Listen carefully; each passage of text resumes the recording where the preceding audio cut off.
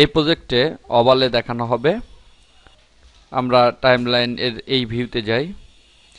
প্রথমে একটা ভিডিওকে টাইমলাইনের মূল ভিডিওটাকে নিয়ে আসি। আমি এখানে একটা পিকচারকে আনলাম, বড় করে দেই। এখানে মূল ভিডিওটা আনতে হবে, তারপরে ওভারলেটা আমরা দেখব। ওভারলের জন্য প্রথমে আমি এখানে একটা ওভারলে দিতে যাচ্ছি একটা লোগোকে।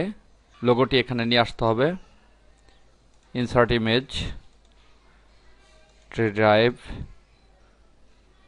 সোর্স ফোল্ডারের ভিতরে লোগোটি রয়েছে।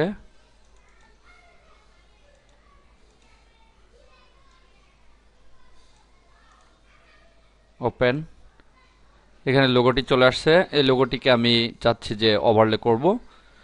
তাহলে এই লোগোটিকে ড্র্যাগ করে এই ওভারলে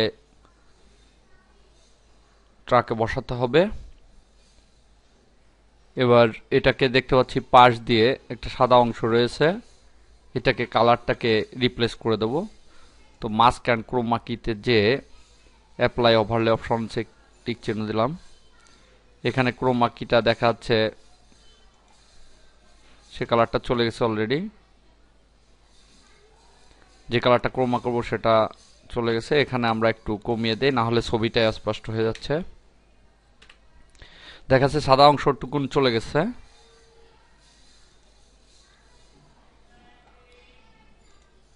এবার এটাকে ড্র্যাগ করে আমি বাম কোণায় বসাই এবং ছবিটাকে আর একটু ছোট করে দেই, যেহেতু লোগোটা খুবই ছোট থাকে।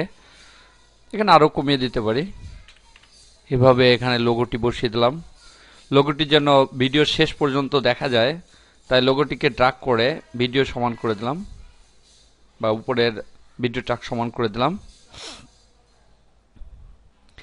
এবার আমি একটা ভিডিওকে ওভারলে করতে যাচ্ছি, কিন্তু দেখাচ্ছে এখানে ডিফল্ট অবস্থায় ওভারলে ট্র্যাক একটাই থাকে।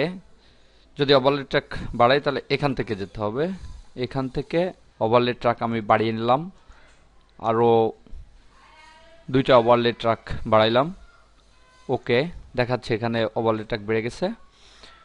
তো আমি চাচ্ছি একটা ভিডিও যখন আমার এই মূল ভিডিওটা চলবে তখন পাশের জন্য একটা ভিডিও দেখা যায়।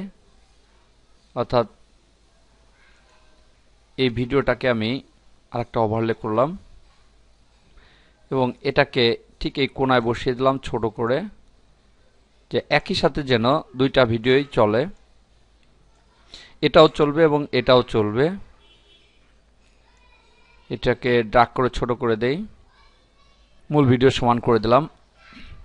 মনে রাখতে হবে এখানে যদি এখন প্লে করি তাহলে এটা যদি সাউন্ড থাকতো সেটাও বাজতো, এটা সাউন্ড থাকলে সেটাও বাজতো। অতএব যে কোনো একটা ক্লিপের সাউন্ড বাদ দিয়ে দিতে হবে। রাইট ক্লিক করে স্প্লিট অডিওতে যে কোনো একটা ভিডিওর অডিওটাকে বাদ দিয়ে দিতে হতো। কিন্তু যেহেতু এখানে আমরা একটা ভিডিও এবং একটা ইমেজ নিয়েছি, তাই একটা সাউন্ডই রয়েছে। দুইটা ওভারলে নেওয়ার পরে এখানে আমি আরেকটা ওভারলে নিতে যাচ্ছি। এখানে আরেকটা ছবি নিতে যাচ্ছি।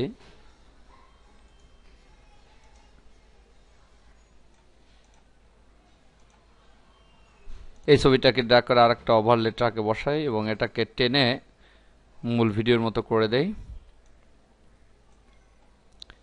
মাস্ক ক্রোমা কিতে যাই, অ্যাপ্লাই ক্রোমা কি।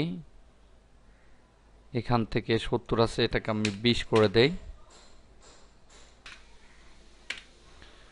30 করে দিলাম। দেখা যাচ্ছে কালারটা চলে গেছে। এবার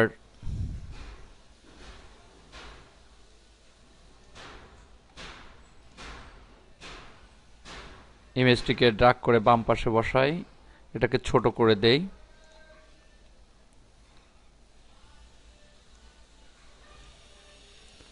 এখানে একটা টাইটেল তৈরি করি।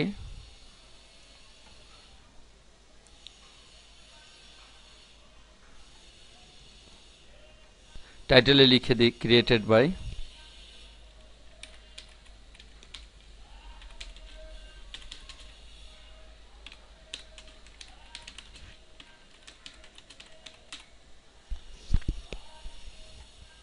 এবার এটাকে ড্রাগ করে এখানে ছবির পাশে নিয়ে আসি এবং এর সাইজটাকে অনেক কমিয়ে দেই।